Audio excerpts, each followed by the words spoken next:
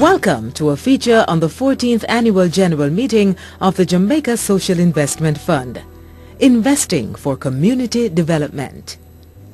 The Jsif, as it is popularly called, was established in 1996 as part of the government's National Poverty Eradication Program. Its mission was to address the social and economic infrastructure needs of communities across Jamaica in an efficient, transparent and non-partisan manner.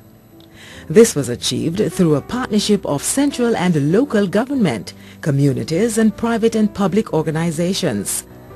Financing for Jsif are from four main sources: the Government of Jamaica, participating communities, loans from the World Bank, the Organization of Petroleum Exporting Countries (OPEC), the Caribbean Development Bank and the Inter-American Development Bank.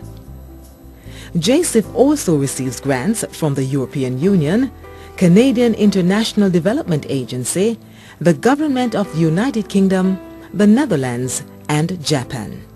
The Jamaica Social Investment Fund's 14th Annual General Meeting was held on Tuesday, October 5, 2010 at the Jamaica Pegasus Hotel. For all, it was an exemplary evening, the highlight being the 7 projects: the PRP2, BNTF, REDI, Java, ICBSP, CIP and EUBSP, now being managed by the Jsif.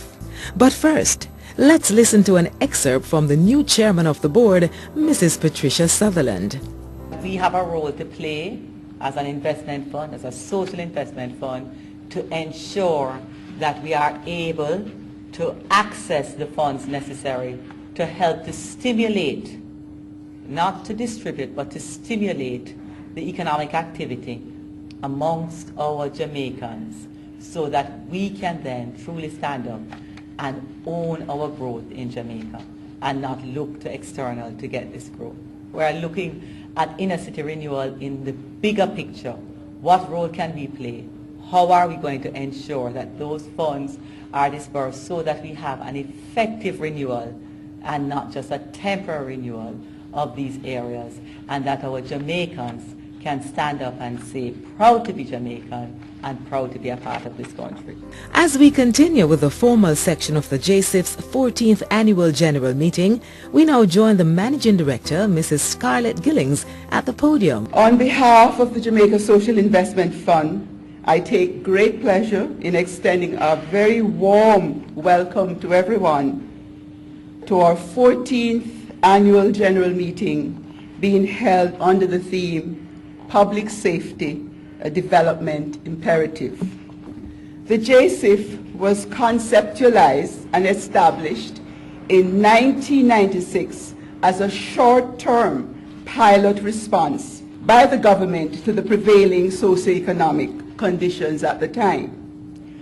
With the full support of our donors, public and private sector partners, the communities, we have demonstrated a capacity to carry on that initial mandate, and indeed the willingness to embrace new challenges in the ongoing fight against poverty. Community development is at the core of what we do. During this year, community contribution valued over $3 million. I take this opportunity to empathize with the families of the 13 persons reported dead and 8 missing in the wake of Tropical Storm Nicole. Our sympathies also go out to the scores of Jamaicans, especially the farmers who lost property and their livelihood. The Jsif is currently managing a portfolio of $101 million, inclusive of government counterparts. This amount of money is 68% more than the initial $60 million used to set up the fund in 1996. For the year under review, we received $35 million in additional funding.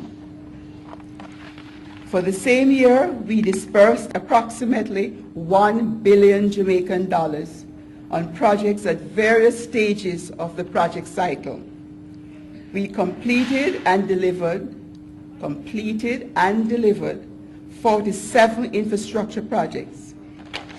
On behalf of the management and staff of the Jamaica Social Investment Fund, we recommit to doubling our efforts to meet the many challenges ahead. The theme for this year's AGM was Public Safety, a Development Imperative. Guest speaker, Professor Gladstone Hutchinson, Director General of the Planning Institute of Jamaica, brought that message. Listen to some of what he had to say. Safety as a development imperative must be understood as being about helping citizens to live lives that are free of fear and free of want.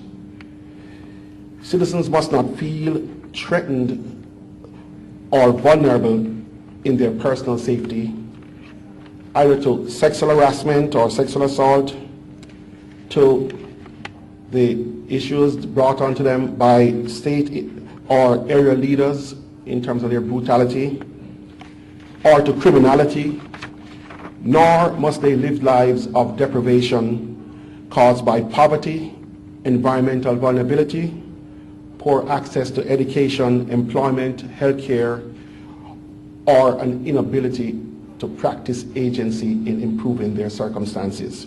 This group in front of me already has a high appreciation of the core of doing this, and they make it their mission and their practice every day.